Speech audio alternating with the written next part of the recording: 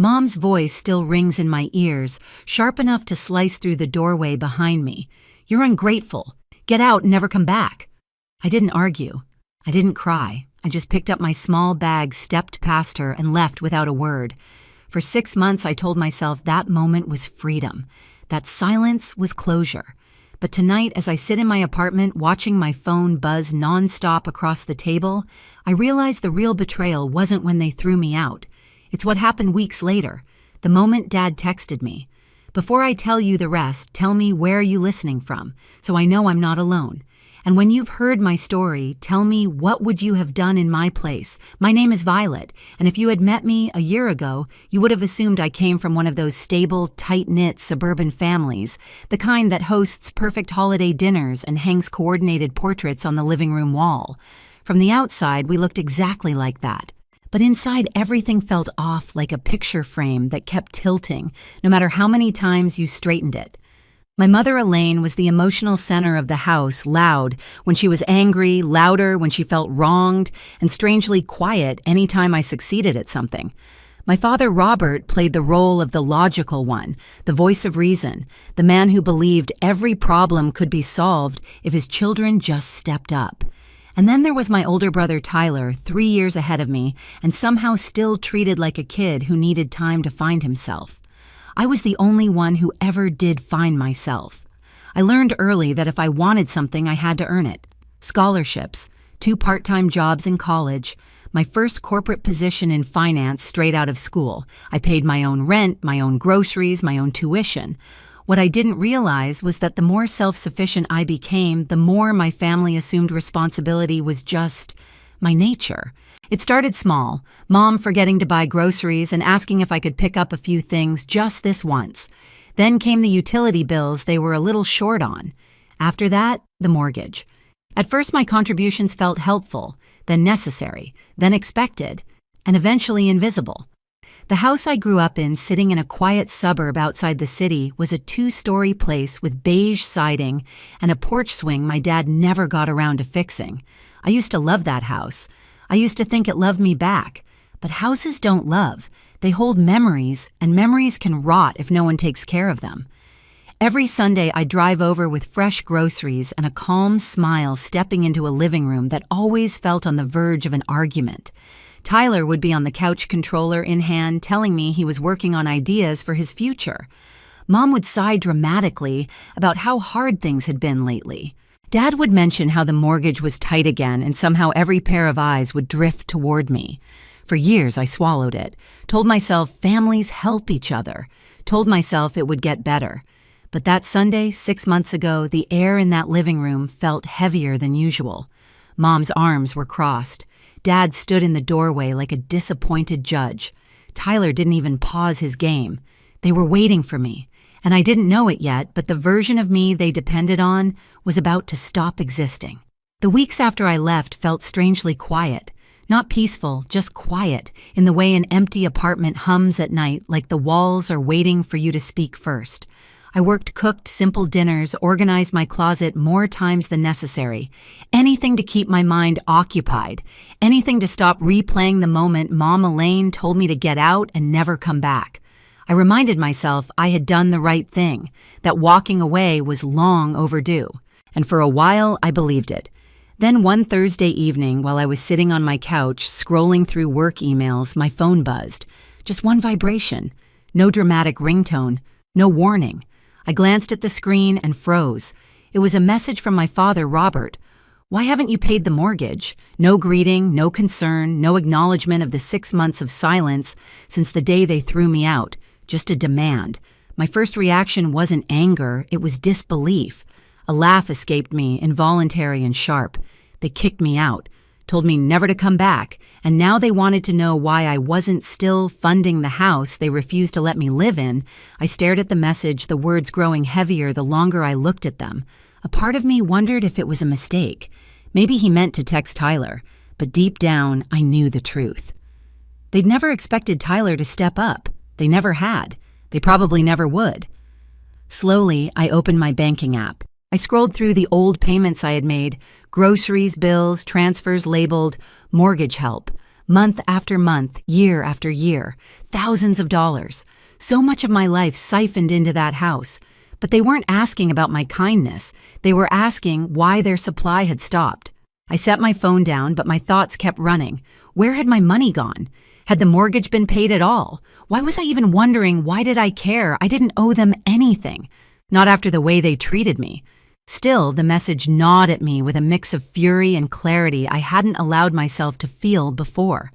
Because this wasn't just entitlement, it was expectation. In their minds, I hadn't left. I had simply taken a break before resuming my job as their financial safety net. My phone buzzed again, another message from Dad. This time, I didn't open it. I grabbed my jacket and went for a walk, letting the cold evening air bite at my skin. With each step, my anger sharpened into something cleaner, steadier. They thought I would stay quiet forever. They thought I would keep paying without protest. But as I walked under the streetlights, I realized something I had never admitted to myself. I wasn't hurt anymore. I was done. By the time I got back to my apartment, my anger had settled into something calmer, almost icy. The kind of calm that makes every thought feel sharp. I sat on the edge of my couch, opened my father's message again, and for the first time in my life, I didn't feel guilt. I felt clarity.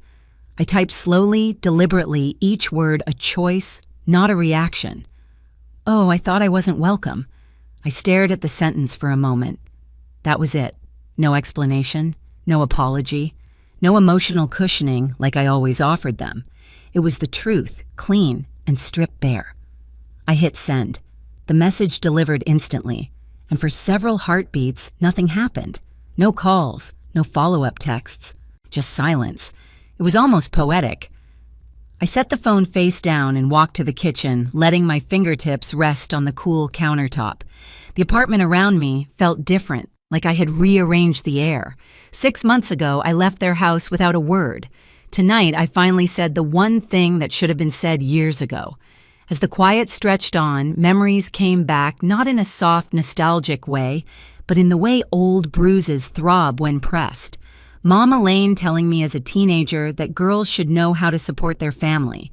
Dad Robert calling me the reliable one, which I later learned was code for the one we can drain.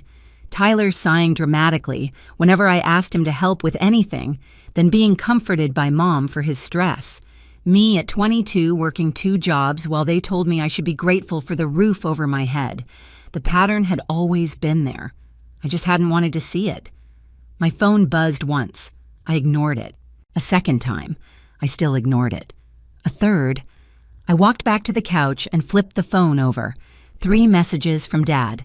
1 from Mom. 2 from Tyler. None of them opened. Not yet.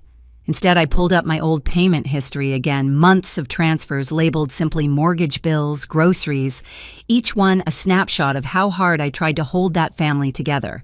Why had I worked myself to exhaustion while Tyler lounged in the living room? Why had I thought love meant paying every overdue bill? Why had I convinced myself that being the good daughter meant being the responsible daughter? Because that's what they trained me to believe. My phone buzzed again, this time a call. Mom. I let it ring. Her voice, that shrill panic I knew was coming, no longer had the power to control my breathing. I sat down, folded my hands, and whispered to myself, not anymore. Tonight wasn't about revenge. It was about boundaries. And the moment I finally decided to answer them back, the moment I stopped being their silent provider, everything they built on top of me began to crack. The moment I whispered, not anymore, the universe must have heard me because my phone lit up like a fire alarm. The screen flashed so fast it blurred. Calls, texts, voicemails, all layered on top of each other until it looked like my phone was struggling to breathe. This was the moment in the thumbnail. This was when my phone blew up. I picked it up slowly, almost curious which version of my family would show up. First, the angry one, the desperate one, or the one that pretended to be calm until you said something they didn't like. Dad's name appeared first, then Mom's, then Tyler's, all in rapid succession. I let them ring. I wanted to hear their voices without actually hearing them, if that makes sense. The muffled vibration, the frantic insistence, it told me everything I needed to know. They weren't worried about me. They weren't even worried about losing me. They were worried about losing the mortgage payment. Eventually I answered. Not because I wanted to, but because I needed to see the truth uncovered fully, painfully, and in their own words. I slid my thumb across the screen. Dad's voice exploded immediately. Violet. Finally. Why didn't you answer? Do you understand how serious this is? No, I said calmly, but I'm sure you're about to tell me. He took a breath, trying to reel himself back into that falsely rational tone he used whenever he thought he could still control the situation. We're behind on the mortgage. The bank called. We're in danger of missing another payment. You should have paid it this month. I let the words hang for a moment. I should have, I repeated quietly. Yes, you know your mother and I can't cover it. Tyler's still what I cut in. Still looking for his purpose. Still figuring things out. Still sitting on the couch playing games. Silence. Even through the phone, I could feel the way the air changed in that house. Don't disrespect your brother, Dad snapped. Funny, I said, leaning back on my couch. That's exactly what Mom said 6 months ago, right before she told me to get out and never come back. Another silence, but this one wasn't empty, it was charged. Mom cut in, now her voice sharp with performed outrage. We were upset. Families say things they don't mean, but you meant it enough, I said. To watch me walk out with one bag and never check if I made it home alive. You're being dramatic, she spat. And you're being manipulative, I said simply. Mom inhaled sharply, offended by the honesty. Dad stepped back in. Violet, listen. This isn't the time for old arguments. The house is not my responsibility, I finished for him. But you've always helped, he insisted. You know we depend on you, I know, I said softly. I finally know. Before he could respond, another call buzzed in. I glanced at the screen. Tyler. I almost laughed. The irony was unreal. I need to take this, I told Dad and hung up before he could protest. I answered Tyler's call. He didn't even say hello. What the hell? Violet, he barked. Mom's crying. Dad's freaking out. Why did you say that to them? Which part, I asked. The part where I said I wasn't welcome, or the part where I stopped paying your bills? He cursed under his breath. You know they can't afford the mortgage without you.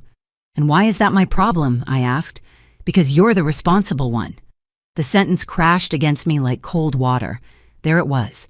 The script they'd handed me my entire life. The role I never auditioned for but somehow played flawlessly. And you're what, Tyler? I asked, keeping my voice calm. The delicate one. The fragile genius. The man-child who needs protecting. He went silent. But I didn't stop.